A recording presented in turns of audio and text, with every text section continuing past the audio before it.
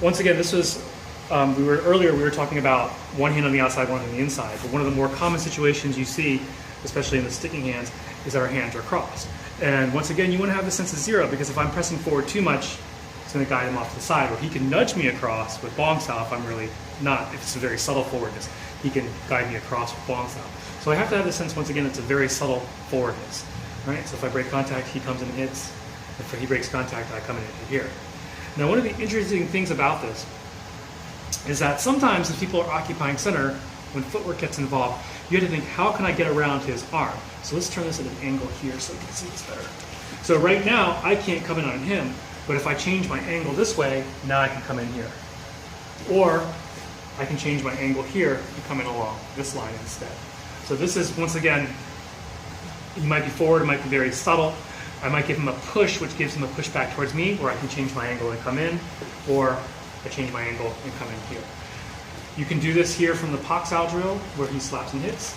I turn this to a bong style, he's aiming at my center, obviously. I'm going to pivot, come in, and punch into this position here.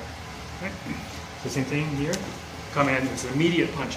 This hand, using one hand, he Pak styles there, and I turn to a bong style, guide it down and pin. This hand comes across. Once again, with two hands, slap and hit, come in here. Now, part two of this drill, with his elbow in, he might try to change the angle on me and attack along this line. So what I'm going to do is I'm going to do a slight bong style to guide him across, bring this hand up along the inside, slap him in here. So I change the angle coming along this line.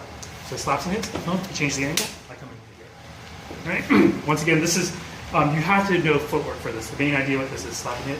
I am turning this way with this foot forward, braced, and then here when he presses across here, I set a triangle into this position here. So here it is. Once again, I can't come in on him, and he tries to clear the center, so I'm going to take the center along this line. He changes this way, and come in and take the line that way. You can also do lop style in this case if you want to, so slap and hit. This is a little more straightforward. When he presses towards me, I can do that as well.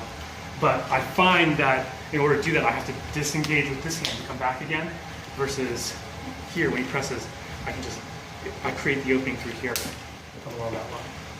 All right?